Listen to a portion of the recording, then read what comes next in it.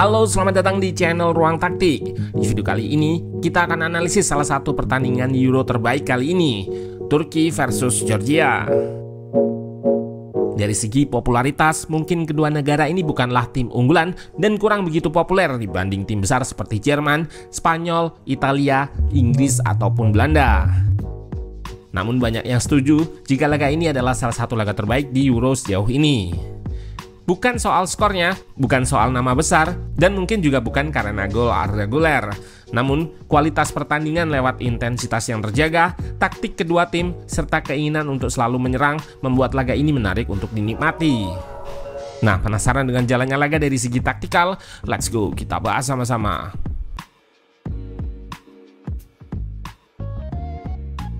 Turki di atas kertas turun dengan formasi 4-2-3-1. Tim asuhan legenda AS Roma yaitu Vincenzo Montella ini memainkan wonderkid berusia 19 tahun Arda Güler di sayap kanan, Hakan Çalhanoğlu sebagai double pivot, dan Orkun Kokcu di posisi nomor 10 menopang Yilmaz di depan. Sementara Georgia menggunakan formasi berbasis 3 center back dengan Vicha Kvaratskhelia diplot sebagai duo striker bersama Mikau Tadze.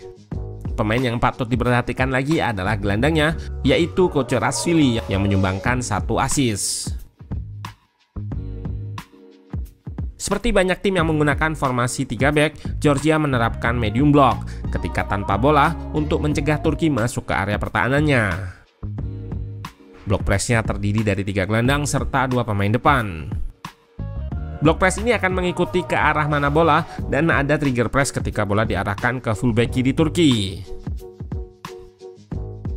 Bisa kita lihat gelandang mereka langsung press secara agresif ketika bola diumpan ke Kadioglu, fullback kiri Turki.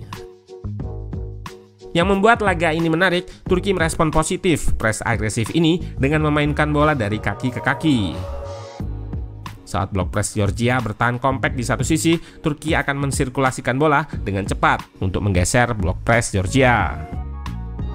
Dengan sirkulasi yang cepat, blok press Georgia dipaksa untuk terus bergeser mengikuti bola, sehingga berpotensi untuk disorganisasi dan muncul celah yang bisa diekspos untuk melakukan progresi. Seperti yang dilihat di sini, Hakan Çalhanoğlu bisa bebas berdiri di tengah blok press Georgia yang renggang dan bisa dijadikan outlet progresi melalui lini tengah.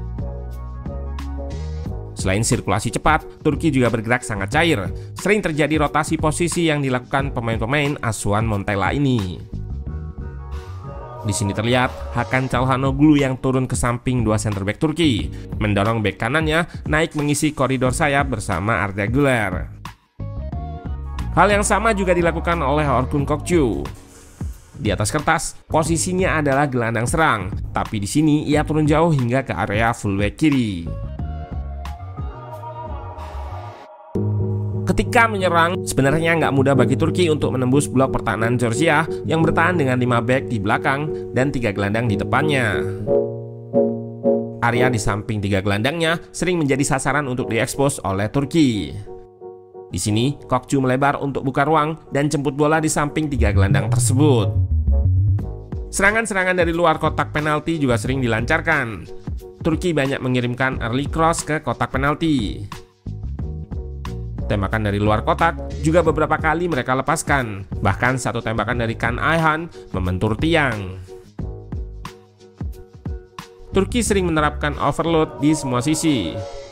Jika bola berada di area kelebaran, akan ada setidaknya 3-4 pemain yang melakukan weight overload. Hal yang sama sempat dilakukan di lini tengah ketika Arda Güler invert, sehingga ada 4 gelandang di area sentral. Overload ini membuahkan hasil gol pertama Turki. Winger Kenan Yildiz dan fullback Kadioglu serta gelandang Orkun Kokcu membentuk triangle shape di sisi kiri. Kadioglu lepas dari kawalan di koridor half space dan melepaskan crossing yang bisa dimentahkan oleh back Georgia. Namun terlihat Mert Muldur, bek kanan Turki yang naik bisa menyambar bola muntah, mendahului Kvaratskhelia yang tidak waspada. Keunggulan pertama dibuka dengan gol yang cantik, 1-0.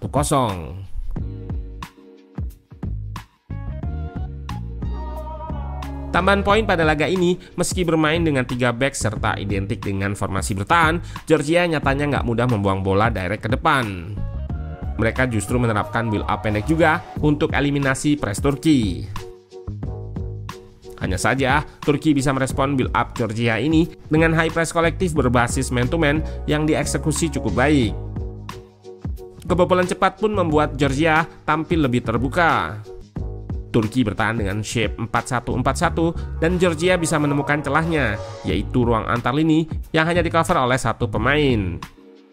Gol balasan dari Georgia tercipta setelah mengekspos celah ini. Striker mereka Mikhail Taze bergerak ke ruang kosong di depan backline untuk menerima umpan progresi. Pergerakannya menarik Yildiz dan kembali membuka celah di depan blok pertahanan Turki yang kali ini diekspos oleh gelandang Koçarashvili. Terlihat bagaimana dua pergerakan pemain ini. Koçarashvili yang bisa menembus pertahanan Turki melewati Yildiz dan melepaskan cutback. Serta ada Mikhail Taze yang tak terkawal di area kotak penalti menyambut cutback tersebut dengan tap in ke tiang dekat. Setelah gol balasan tadi, Georgia juga sempat memperoleh peluang hasil dari mengekspos ruang antar lini Turki.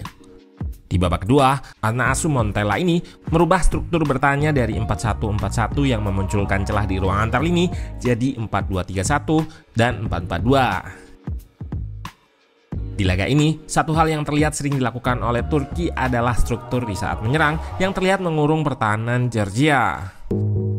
Di sini terlihat dua pivot Turki, Hakan dan Ayhan, serta fullback yang invert ke half space akan mengurung blok pertahanan Georgia. Posisional ini dilakukan dengan tujuan sebagai rest defense agar ketika serangan di depan gagal, dua pivot dan fullback yang invert tadi bisa langsung merebut bola kembali, counter press. Skema ini pula yang jadi awal gol kedua Turki. Dua pemain melakukan counter press dan Ayhan berhasil merebut bola. Arda Güler yang menguasai dan punya momentum memutuskan untuk melepaskan tembakan dari koridor half space dengan kaki kirinya. Tendangannya ke pojok kanan gawang tak mampu dijangkau oleh kiper Georgia. 2-1, Turki kembali unggul. Menariknya, Georgia tak menyerah begitu saja. Mereka kembali melakukan serangan-serangan dengan cara yang sama, yaitu mengekspos ruang antar lini yang sempat menghasilkan peluang emas membentur Mistar.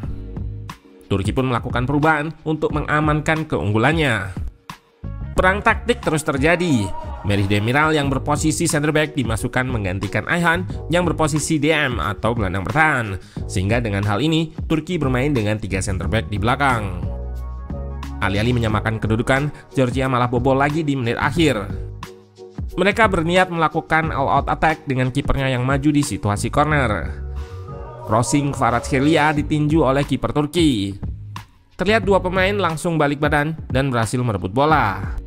Arturkoglu melakukan soloran dan dengan mudahnya menceploskan bola ke gawang Georgia yang sudah kosong. Turki tampil atraktif dan menunjukkan potensinya sebagai tim kuda hitam meski masih banyak kekurangan di fase out of possession. Sementara itu, Georgia menunjukkan militansi dan keberaniannya sebagai tim debutan. Akankah pertandingan seperti ini terulang kembali di Euro 2024? Patut kita tunggu.